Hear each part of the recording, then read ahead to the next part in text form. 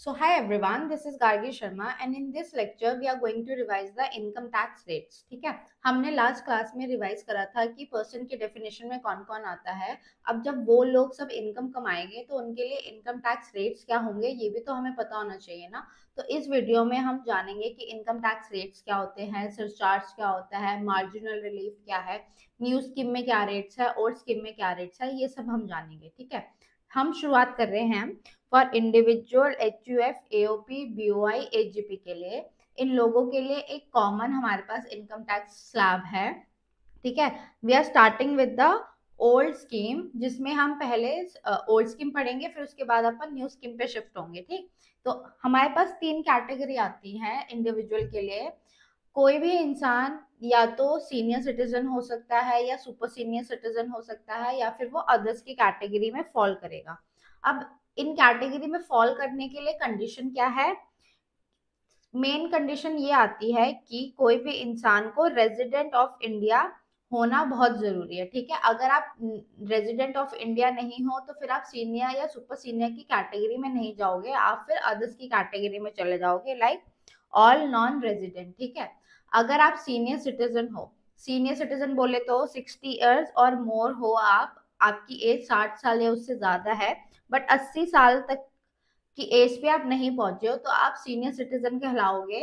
इसके लिए आपके पास एज का क्राइटेरिया भी होना जरूरी है, प्लस रेजिडेंट ऑफ इंडिया होना भी बहुत जरूरी है। ठीक है, तो ये दोनों कंडीशन होनी चाहिए, आपकी फुलफिल होनी चाहिए। इसी तरीके से हम सुपर सीनियर सिटीजन की कैटेगरी में जाते हैं, तो सुपर सीनियर सिटीजन को भी क्या होना चाहिए? रेजिडेंट ऑफ इंडिया तो होना चाहिए, प्लस उनका एज लिमिट जो है 80 इयर्स और मोर होना चाहिए ड्यूरिंग द प्रीवियस ईयर, तभी वो सुपर सीनियर की कैटेगरी में आएंगे। ठीक है, अब जो भी लोग बच गए, लोग बच कौन गए? जो 60 साल से नीचे वाले हैं, प्लस ऑल नॉन रेजिडेंट, तो ये सब लोग कहाँ पर आएंगे? ये सब लोग फॉल करेंगे अदर कैटेगरी के स्लैब में। ठीक, अब तीन कैटेगरी के स्लैब है तो अपने पास बेसिक एग्जेम्पशन लिमिट भी डिफरेंट डिफरेंट है डिफरेंट लोगों के लिए। ठीक है, आइए तो शुरू करते हैं। पहले अदर्स के स्लैब से शुरू करते हैं हम, जिसमें बोला गया है कि जो बेसिक एग्जेम्पशन लिमिट है वो क्या होती है, यहाँ पे 2.5 लाख रुपए तक होती है।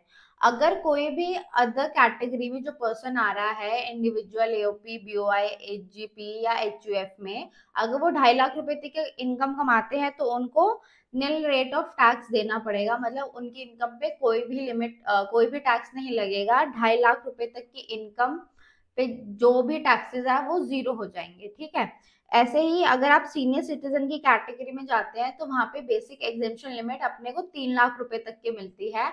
और वहीं अगर मैं सुपर सीनियर सिटीजन की बात करूं तो वहां पे वो लिमिट 5 लाख रुपए की हो जाएगी। तो अदर्स के लिए 2.5 लाख रुपए की लिमिट है, सीनियर सिटीजन के लिए 3 लाख रुपए की लिमिट है, और सुपर सीनियर सिटीजन के लिए ये लिमिट 5 लाख रुपए की हो जाती है। तो अब हम जानेंगे कि ये स्लैब वर्क कैसे करता है। तो अदर्स के लिए वी हैव 0 से 2.5 लाख तक नील, 2.5 लाख से 1 रुपया भी ज्यादा हो गया तो हम इस वाले स्लैब में आ जाएंगे।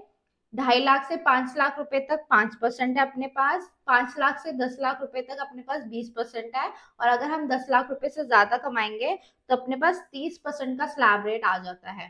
ठीक है, अब सपोज करो मेरी इनकम है, मैं कहूँ 8 लाख रुपए है, तो मैं डायरेक्टली 5 to 10 में नहीं आऊंगी, मैं 0 से शुरू करूंगी। 0 to 2.5 लाख पहले नील होगा, फिर 2.5 लाख से 5 लाख, मतलब यहाँ पे कितना ब्रेक है? 2.5 लाख का गैप है ना। तो 2.5 लाख पे मैं 5% लगाऊंगी, फिर यहाँ पे मैं 8 लाख पे मैं यहाँ पर आ रही, तो 5 से 8 लाख रुपए तक में जो गैप आएगा उस पे मैं 20% लगाऊंगी। आपको डायरेक्टली परसेंटेज अप्लाई नहीं करना है, आपको स्लैब वाइज काम करना है। ठीक है, ऐसे ही हम जब सीनियर सिटीजन के उसमें जाते हैं तो इसमें क्या आता है कि आपको 0 to 3 लाख के लिए आपको नील रेट ऑफ टैक्सेस देने हैं। आप 3 लाख to 5 लाख तक जाते हैं तो आपको 5% ऑफ टैक्सेस देने हैं।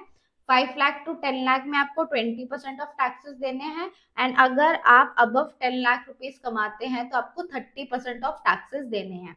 ठीक, इसके बाद सुपर सीनियर सिटीजन में हमारे पास है 0 to 5 लाख नील हो जाता है। मतलब यहाँ तक जितना भी कमाया सुपर सीनियर ने वो यहाँ पर आके आपका नील हो जाएगा। तो मतलब अगर आप इन दोनों के देखें तो इन दोनों के दो स्लैब मिला के सीनियर सिटीजन का, सुपर सीनियर सिटीजन का ए फर्स्ट स्लैब बन रहा है। ठीक है, तो इसके बाद हमारे पास क्या आता है?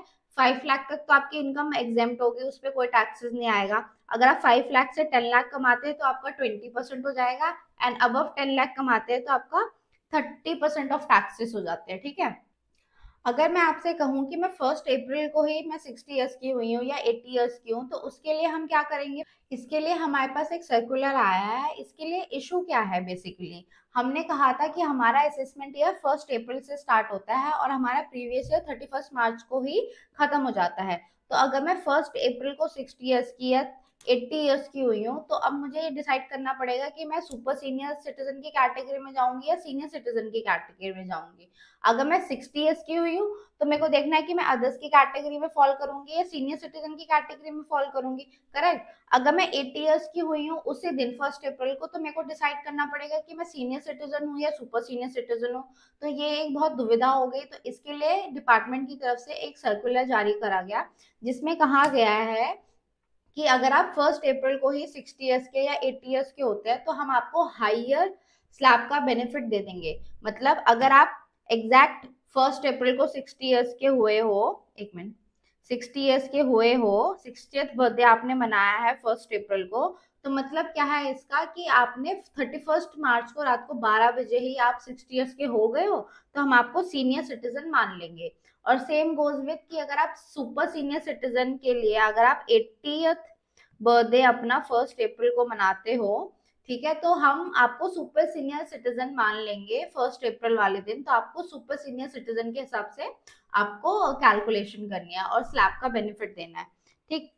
ये तो बहुत छोटी सी बात थी। आइए हम एक एग्जांपल से मैं आपको एक क्वेश्चन सॉल्व कर लेते हैं, थोड़ा प्रैक्टिस भी होना चाहिए, ठीक है। एक एग्जांपल ले लेते हैं, फिर जो नेक्स्ट वीडियो आएगी उसमें हम मॉड्यूल के सारे इलस्ट्रेशन सॉल्व करेंगे।